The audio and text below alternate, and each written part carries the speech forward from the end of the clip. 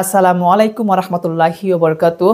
আজকে থেকে তোমাদেরকে আমি তোমাদের নবম দশম শ্রেণীর গণিত বই 13 অধ্যায় সসীম ধারার এই অধ্যায়টি আজকে থেকে নতুন করে শুরু করলাম।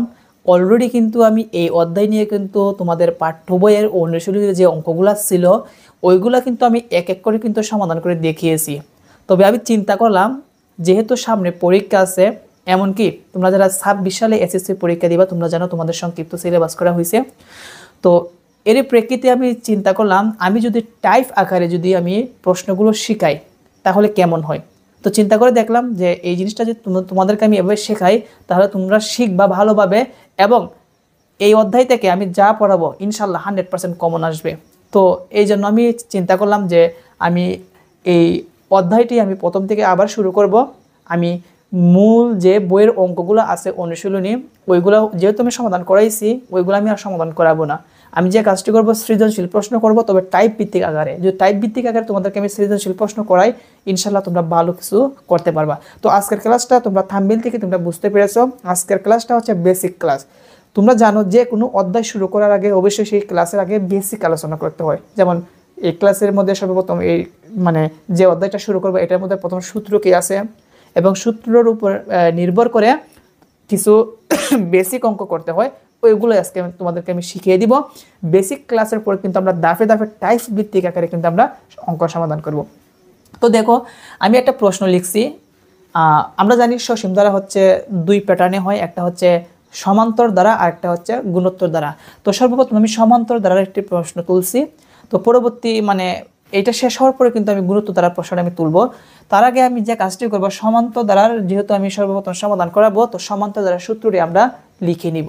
সমান্তর দ্বারার সূত্র হচ্ছে দুইটা, একটা হচ্ছে সমান্তর দ্বারার প্রথম n তম পদ আর একটা হচ্ছে সমান্তর দ্বারার প্রথম n সংখ্যক পদের সমষ্টি। তো যেহেতু এই জায়গার মধ্যে তম পদের কথা উল্লেখ আছে তার মানে n তম পদের সূত্র চলে আসবে। যেহেতু বলছে সমষ্টি কত তার মানে সমষ্টির সূত্র চলে আসবে। অর্থাৎ সমান্তর দ্বারার যে দুইটা সূত্র আছে এই দুইটা সূত্র দ্বারাই কিন্তু দুইটা অঙ্ক আমি লিখছি তোমাদেরকে আমি প্র্যাকটিক্যালভাবে তোমাদেরকে শেখানোর জন্য। তো দেখো কিভাবে আমি অঙ্কটা সমাধান করব। বেসিকটা আমি সর্বপ্রথম বোঝাতে হবে, যদি বেসিক বুঝো ইনশাল্লাহ তোমরা ওইগুলো পারবা। তো দেখো একটা ধারা আছে, বলছে এই জায়গার মধ্যে 5 + 8 + 11 + 14 + ... একটি ধারা কিন্তু উল্লেখ করে দেওয়া নাই যে সমান্তর ধারা নাকি গুণোত্তর ধারা। তোমাকে আইডেন্টিফাই করে নিতে হবে যে ধারাটা দেওয়া ছিল ওইটা কি সমান্তর ধারা নাকি গুণোত্তর ধারা। তো এটা আমরা দেখব। তো প্রথম প্রশ্ন বলছে কি ধারাটির 10তম পদ নির্ণয় করো বা 10তম পদ কত। তারপরে বলছে ধারাটির প্রথম 20টি পদের সমষ্টি কত বা 20টি পদের সমষ্টি নির্ণয় করো। যেভাবে আসতে পারে আমি সেভাবে বললাম। তো যেহেতু বলছে ধারাটির 10তম পদ বের করতে হবে, 10তম পদ এই জিনিসটা তোমরা দেখলে তোমরা বুঝতে পারবা কি বলছে এটা তম পদ। যখন এই প্রশ্নের মধ্যে বলবে তম পদ তখন তুমি n-তম পদের সূত্র চোখটা অফ করে তুমি লিখে দিবা, বুঝতে পেরেছো। যদি বলে সমষ্টি তুমি চোখটা অফ করে তুমি সমষ্টির সূত্র লিখে দিবা, এটাই হচ্ছে ফ্যাক্টর। তো দেখো আমরা এই প্রথমটা সমাধান করাবো, একটু মনোযোগ দিবা। তো আমরা সর্বপ্রথম লিখব ধারাটির কিভাবে n-তম পদের মান বের করবো একটু খেয়াল করো। ধারাটির প্রথম পদ, ধারাটির প্রথম পদ, ধারাটির প্রথম পদকে এ দ্বারা লিখতে হয়। প্রথম পদ কি বলো তো 5, এটা হচ্ছে প্রথম পদ, এটা হচ্ছে দ্বিতীয় পদ, তৃতীয় পদ, চতুর্থ পদ, এভাবে চলতে চলতে আসে। তো এটা হচ্ছে প্রথম পদ, প্রথম পদ কত 5, এবং সাধারণ অন্তর সমান্তর ধারার মধ্যে সাধারণ অন্তর বের করতে হয় আর গুণোত্তর ধারার মধ্যে সাধারণ অনুপাত বের করতে হয়। সাধারণ অন্তরকে ডি দ্বারা প্রকাশ করা হয়। আর সাধারণ অন্তর বের করার সিস্টেম হচ্ছে দ্বিতীয় পদ থেকে প্রথম পদ বিয়োগ করতে হবে। তো দ্বিতীয় পদ কি 8 মাইনাস প্রথম পদ হচ্ছে 5, 8 থেকে 5 গেলে কত হবে 3 হবে। তো এখানে যে সাধারণ অন্তর 3 বের হয়েছে দেখতে হবে বাকিগুলো কি 3 বের হয় কিনা। যদি 3 বের হয় এক সমান হয় তাহলে তবেই এটা একটা সমান্তর দ্বারা হবে। তো দেখো আমি দ্বিতীয় পদ থেকে প্রথম পদ বিয়োগ করি 3 হবে, তৃতীয় পদ থেকে তার আগের পদ বিয়োগ করো 3 হবে, চতুর্থ পদ থেকে তার আগের পদ 11 বিয়োগ করে দেখবা 3 হবে। তার মানে প্রত্যেকটা পার্থক্যই কিন্তু আমাদের 3 করে বের হচ্ছে। যেহেতু প্রত্যেকটা পার্থক্য আমাদের 3 করে বের হচ্ছে তার মানে এটা কি সমান্তর দ্বারা। তো যেহেতু এটা সমান্তর দ্বারা সেই জন্য লিখে দিব অতএব ইহা একটি সমান্তর দ্বারা, ইহা একটি সমান্তর দ্বারা।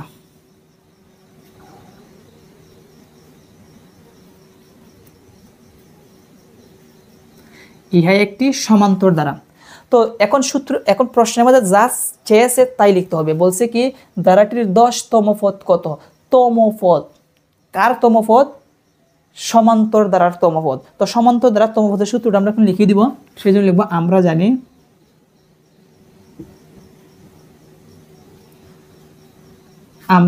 সমান্তর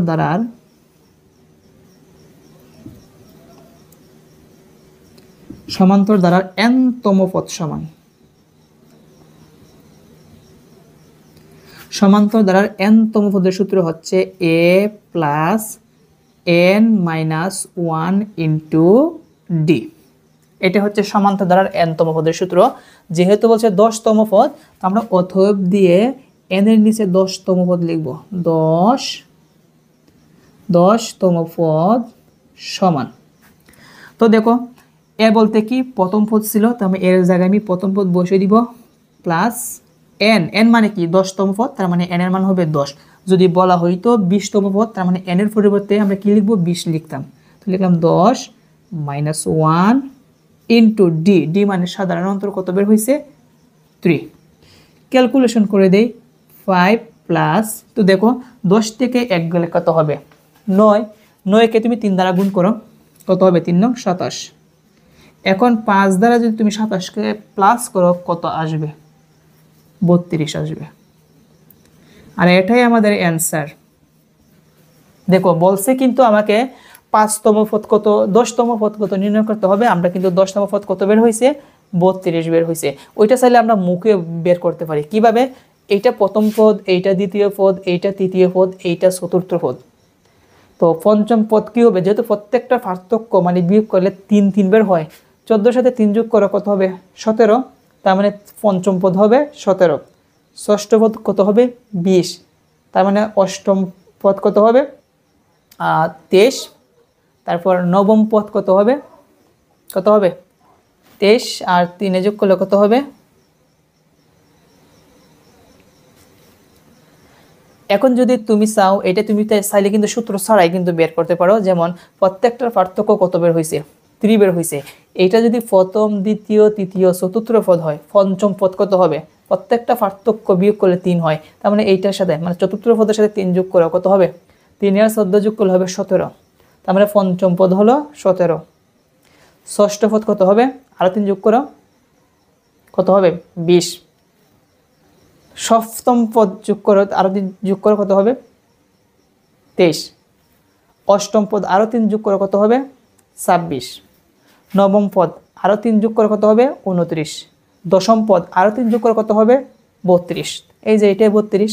তার মানে এত লম্বা করে তোমাকে যদি বলা হয় যে 100তম 200তম পদ কত, তখন কিন্তু অনেক সময় লেগে যাবে। সেই জন্য এই সূত্রের সাহায্যে n-তম পদের সূত্রের সাহায্যে কিন্তু আমরা সমান্তর দ্বারার n-তম পদের সূত্র মানে কততম পদ বের করার জন্য বলবে ওইটা আমরা বের করতে পারি। তো এই হচ্ছে আমাদের সমান্তর দ্বারার n-তম পদের সূত্র কিভাবে মান বের করতে হয়। তো এখন হচ্ছে সমান্তর দ্বারার আরেকটা টাইপ হচ্ছে যে ধারাটির প্রথম 20টি পদের সমষ্টি কত, মানে সমষ্টি বের করতে হবে। আগে ছিল তম পদ, এখন সমষ্টি। যেহেতু সমষ্টির কথা বলছে সমষ্টির সূত্র ফেলতে হবে। তার আগে লিখে নিতে হবে ধারাটির প্রথম পদ a সমান 5 এবং সাধারণ অন্তর d সমান দ্বিতীয় পদ থেকে প্রথম পদ বিয়োগ করে 3 এবং ইহা একটি সমান্তর দ্বারা। এই পর্যন্ত আগে লিখে নিতে হবে। তো আমরা এই পর্যন্ত লেখা আছে। আমরা যে কাজটি করব, যেহেতু বলছে সমষ্টি নির্ণয় করতে হবে, আমরা সমষ্টির সূত্রটা লিখে নিব। কি করব? সমষ্টির সূত্র লিখে নিব।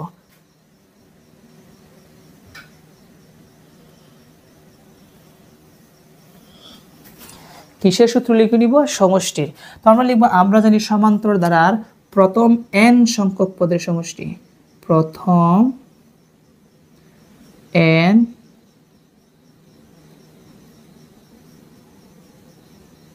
সংখ্যক পদের সমষ্টি।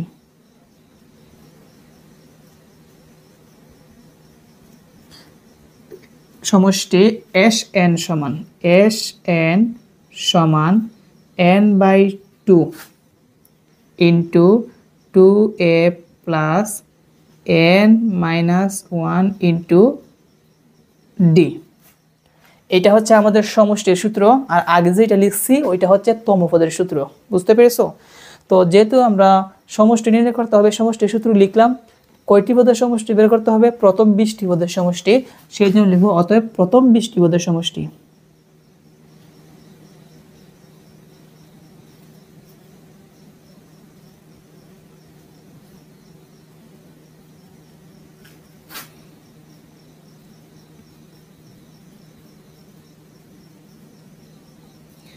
প্রথম 20টি পদের সমষ্টি সূত্র দেখে দেখে বসে দিব।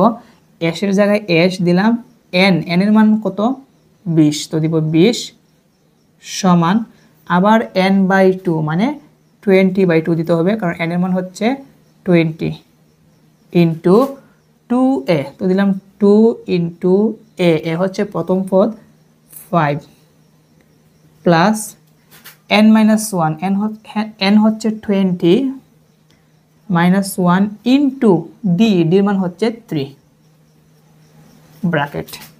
তো দেখো এই জায়গার মধ্যে এই 2 20-এর মধ্যে কতবার যায়? 10 বার যায়, তো দিলাম 10 ইন্টু, এখন আর দ্বিতীয় ব্র্যাকেট দিতে হবে না, প্রথম ব্র্যাকেট দিলে হবে। তো দেখো 5 দুগুণে কত হবে? 10 যোগ 20 থেকে 1। দেখো আরেকটা জিনিস বলে দিই, ধরা জিনিসটা কি, এই ব্র্যাকেটের সাথে কিন্তু 3 কিন্তু ধরবে, গুণ হিসাবে আছে। তার মানে 20 থেকে 1 গেলে হবে 19, 19কে তুমি 3 দ্বারা গুণ করো 57 হবে। তারপর সমান 10-এর জায়গায় 10, এখানে 10 কিন্তু ইন্টু হিসাবে আছে, তো 57 আর 10-এ যোগ করলে হবে 67। 10 এবং 67 যদি তুমি গুণ করো তাহলে 670 বের হবে, আর এটাই আমাদের অ্যান্সার। দেখো আমরা কিন্তু ইজিলি কিন্তু সমষ্টি কিভাবে নির্ণয় করতে হয় 20টি পদের সমষ্টি বের করলাম। এখন তোমাকে যদি পরীক্ষার মধ্যে বলে 30টি পদের সমষ্টি কত, 61টি পদের সমষ্টি কত, তুমি চাইলেই কিন্তু এই সূত্রের মাধ্যমে তুমি সমষ্টিটা নির্ণয় করতে পারবা। তো আশা করি সসীম দ্বারা 2টা প্যাটার্ন, একটা হচ্ছে সমান্তর দ্বারা আমরা শেষ করলাম বেসিক, এখন আমরা গুণোত্তর দ্বারা বেসিক শেষ করব। তার আগে আমি প্রশ্নটি আগে এই জায়গার মধ্যে সুন্দর করে আগে তুলে নিব। এখন লক্ষ্য রাখো, আমি আরেকটা দ্বারা লিখলাম, এটা হচ্ছে 8 plus 16 plus 32 plus 64 plus 128 plus dot dot dot একটি ধারা। এটা কিন্তু গুণোত্তর দ্বারা লিখছি, একটু পরেই বুঝতে পারবা কোন দ্বারা। তো বলছে ধারাটির 20তম পদ নির্ণয় করো, আবার বলছে কি ধারাটির প্রথম 50টি পদের সমষ্টি নির্ণয় করো। আগেও কিন্তু তম পদ ছিল, সমষ্টি ছিল, এখনও কিন্তু গুণোত্তর ধারার মধ্যে তম পদ নির্ণয় করব আর সমষ্টি নির্ণয় করব। একটা জিনিস বুঝতে হবে, তো আমরা প্রথমটা সমাধান করি, যেহেতু তমপদ বলছে। তো সূত্র কিন্তু আমি অঙ্ক করার মধ্যে কিন্তু সূত্রগুলো আসবে, আমি এই সাইডে আর লিখলাম না, সময়টা অপচয় করলাম না। তো লিখলাম প্রথমটা, লিখব ধারাটির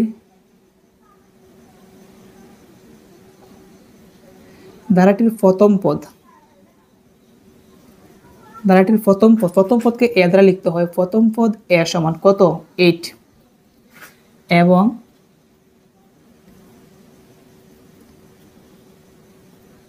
সাধারণ, আগে ছিল কিন্তু সমান্তর ধারার মধ্যে অন্তর, এখন কিন্তু সাধারণ অনুপাত।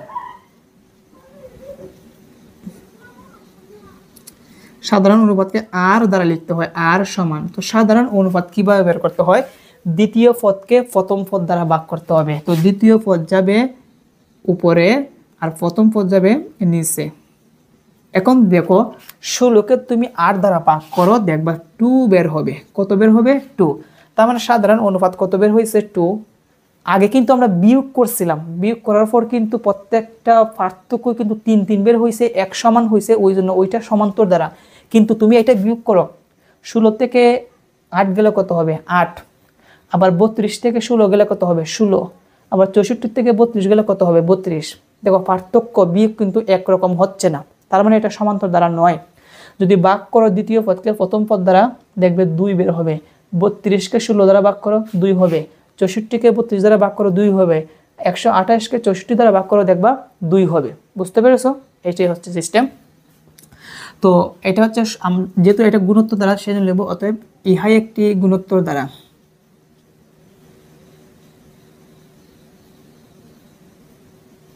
ইহা একটি গুণোত্তর ধারা।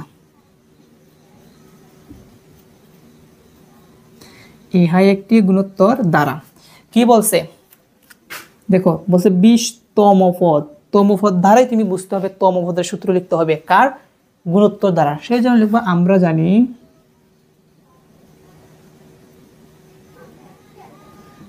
আমরা জানি গুণোত্তর ধারার n-তম পদ সমান।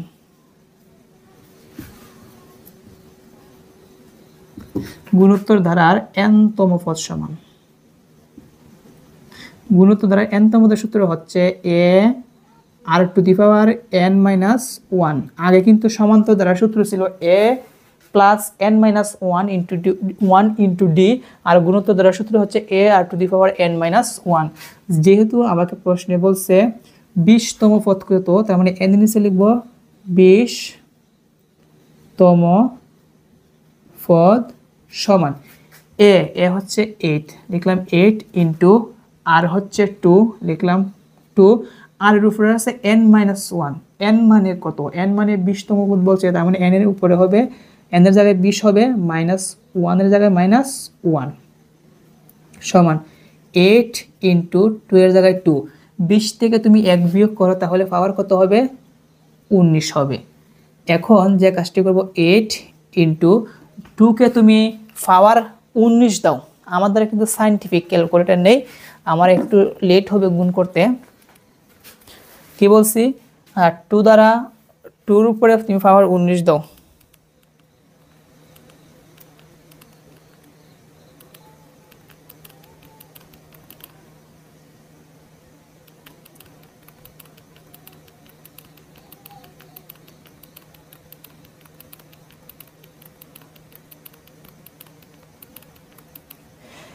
হবে 5,24,288।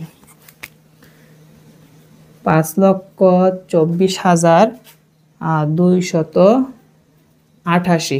এটার সাথে 8 গুণ দাও, 8 গুণ দিলে যত হবে তাই আনসার।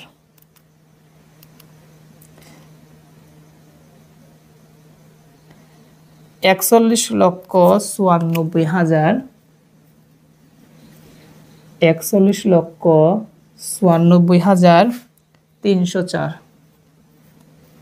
তো এটাই হচ্ছে আমাদের 20তম পদ। তো দেখো, সূত্র কিন্তু যদি আমি জানি আর কি আমাকে মান বের করতে কি বলছে ওইটা যদি বুঝি, তাহলে কিন্তু আমি মানটা কিন্তু সহজে করতে পেরেছি, তাই না? তো আশা করি কিভাবে গুণোত্তর ধারার তম পদ বের করতে হয় তোমরা সেটি বুঝতে পেরেছো। এখন আমরা শিখব যে সমষ্টি কিভাবে বের করতে হয়। আরেকটা কথা বলে রাখি, সমষ্টি কিন্তু দুইভাবে বের করতে হয়। একটা হচ্ছে আর এর মান যদি, লক্ষ্য রাখো, এই আর এর মান যদি 1-এর চাইতে ছোট হয়, মানে 1-এর চাইতে যদি আর এর মানটা ছোট হয়, একটা সমষ্টির সূত্র পড়বে। আর আর এর মানটা যদি 1-এর চাইতে বড় হয়, এই পাশে মানে কি আর এর মান বড় হয়, 1-এর চাইতে আর এর মান বড় হয়, তাহলে কিন্তু সূত্র কিন্তু আরেকটা পড়বে। এই জিনিসটা মাথায় রাখতে হবে, বুঝতে পেরেছো? তো এই জায়গার মধ্যে লক্ষ্য রাখো, যেহেতু সমষ্টি বলছে, তার আগে আমরা লিখে দিব যে ধারাটির প্রথম পদ a সমান 8 এবং সাধারণ অনুপাত r সমান বের করে নিব। যেহেতু এটি একটি গুণোত্তর দ্বারা, লিখে দিব ইহা একটি গুণোত্তর দ্বারা। আগে ছিল তম পদ, তম পদের সূত্র লিখছিলাম। এখন যেহেতু বলছে সমষ্টি, আমরা সমষ্টির সূত্র লিখব। সেই জন্য লিখব আমরা জানি গুণোত্তর দ্বারার প্রথম n সংখ্যক পদের সমষ্টি Sn সমান, এটা কিন্তু লিখব।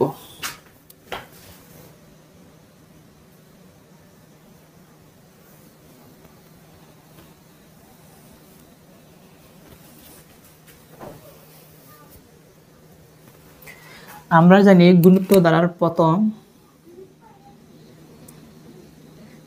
n সংখ্যক পদের সমষ্টি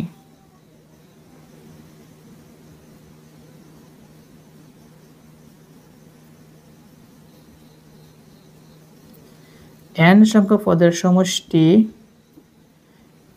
Sn সমান। তো সমষ্টির সূত্র গুণোত্তর দ্বারা কয়টা বলছি? দুইটা কিন্তু। আর এর মান যদি 1-এর চাইতে বড় হয় একটা সূত্র, আর এর মান যদি ছোট হয় তাহলে কি হবে? আরেকটা সূত্র হবে। আমি তোমাদেরকে আগে ক্লিয়ার করে বলছি, তাই না? তো এই জায়গার মধ্যে তুমি যদি একটু খেয়াল করো, দেখবা এই যে আর এর মানটা যে বের হয়েছে, কত বের হয়েছে? 2 বের হয়েছে। এখন তোমাদের কাছে আবার প্রশ্ন, আর এর মান যে 2 বের হয়েছে এটা কি 1 এর চাইতে বড় কিনা, অবশ্যই 1 এর চাইতে বড়। তার মানে সূত্র যা 1 এর চাইতে বড় হলে যে সূত্রটা পড়ে ওই সূত্রটা আমি এখন ফেলবো। লিখব Sn সমান a into r to the power n minus 1 আর নিচে হচ্ছে r মাইনাস 1, মানে এখানে r to the power n minus 1, n বাদ দাও তাহলে কি হয় r মাইনাস 1, এই r মাইনাস 1 হবে নিচে।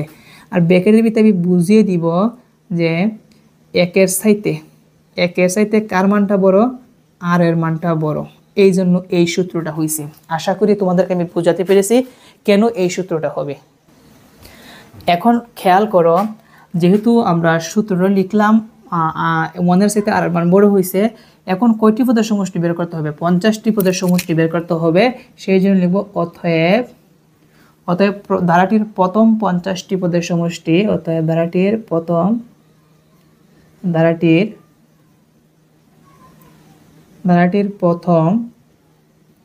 50টি পদের সমষ্টি, 50টি পদের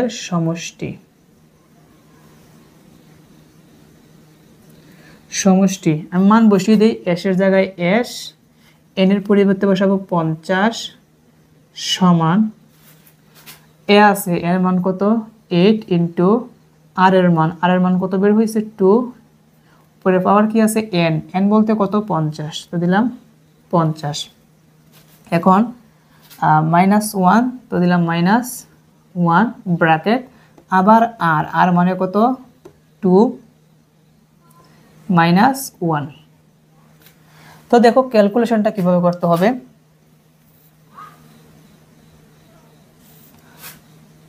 8 এর জায়গায় 8 ইন্টু 2 কয়টা বুঝাইছে বলো তো, 50টা 2 বোঝানো হয়েছে। তো 50টা 2-র গুণফল কত, আমার কিন্তু এটা অনেক সময় লাগবে যেহেতু ক্যালকুলেটর নেই। 50-এর উপর 2-এর উপরে তুমি 50 পাওয়ার দাও। আমি খুবই দুঃখিত, এখানে 50টি পদের সমষ্টি না দিয়ে যে কাজটি করব, এটা ছোটো দিই 10টি পদের সমষ্টি। কেন, আমাদের তো সাইন্টিফিক ক্যালকুলেটর নেই, আমি মোবাইল দিয়ে আমি 250 বার দিলাম কিন্তু আউট অফ রেঞ্জ লেখা উঠতেছে, মানে মোবাইলের যে ধারণ ক্ষমতা ওইটার মধ্যে জায়গা নিচ্ছে না। তো একই কথা ক্যালকুলেটরের মধ্যে কিন্তু সহজ হয়। তো 10টি পদের সমষ্টি, তো আমি এই জায়গার মধ্যে প্রথম 10টি পদের সমষ্টি লিখি, তা না হলে কিন্তু আমি সমাধান করতে পারতেছি না। তো এই জায়গার মধ্যে কত হবে 10 হবে, এই জায়গার মধ্যে কত হবে 10 হবে। তার মানে এখন যদি আমি 2-র উপরে যদি পাওয়ার 10 দেই, আচ্ছা 1 বার 2 বার 3 বার 4 5 6 7 8 9 10, 1024 বের হবে। কত বের হইবে 1024। তো আমি একটা কাজ করি, একসাথে করে দিই, যেহেতু 8 ইন্টু আছে দিলাম 8 ইন্টু কত হয়েছে 1024। 1024 থেকে তুমি 1 বিয়োগ করো তাহলে কি হবে 1023 হবে। নিচে 2 থেকে 1 গেলে কত 1 হবে, তার মানে নিচে 1 লিখতে হয় না, কি বলছি নিচে হল 1 হিসাবে লিখতে হয় না। এখন যদি 8 দ্বারা গুণ করে দেই তাহলে কিন্তু সমস্যাটা চলে আসবে। তো দিলাম গুণ 8, 8184, 8184, আর এটাই আমাদের অ্যান্সার।